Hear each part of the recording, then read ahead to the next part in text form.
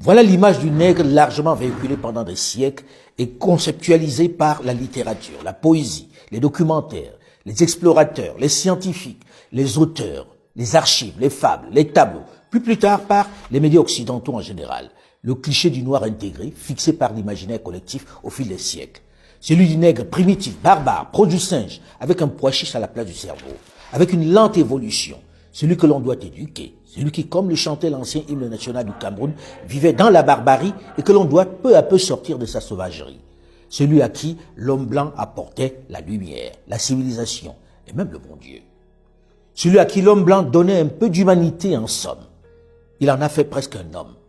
L'être supérieur, généreux, sensible, c'était l'occidental, maître des sciences et de la technologie, détenteur du savoir, celui qui a travaillé à ériger les droits de l'homme, celui qui a sacralisé l'humain, qui pour cela a mis sur pied le droit international.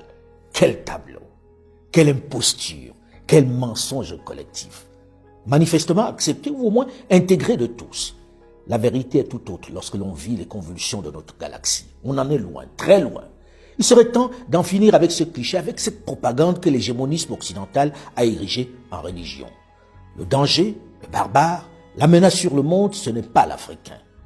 Avec l'ouverture sur la planète, avec ce qu'on a appelé la mondialisation, la vérité prend de plus en plus le dessus.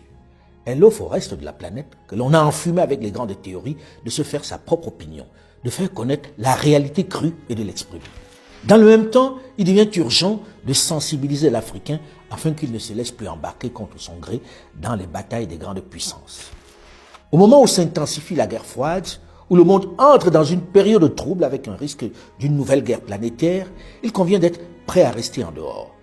Il faut bien comprendre que ceux qui donnent des leçons n'ont pas qualité. Ils sont mal placés pour décider pour les autres.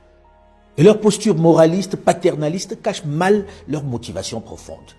L'habit ne fait pas le moine. Méfiez-vous des salons feutrés et de ces dignitaires propres sur eux-mêmes qui adoptent des postures humanistes. Ils cachent parfois de sombres desseins. Est-ce qu'une personne, un père de famille, doté d'un peu d'amour, d'un peu d'humanité, peut se lever ainsi un matin et balancer un tel engin de mort sur une ville de plusieurs millions de personnes en espérant faire le plus de victimes possible?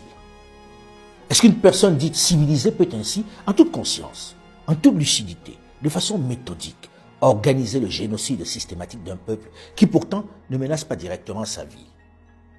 Est-ce qu'un être dit humain, choisi au demeurant par son peuple, peut ainsi pour des calculs purement économiques déclencher une guerre aussi meurtrière pour la seule ambition de prendre possession des richesses de l'autre?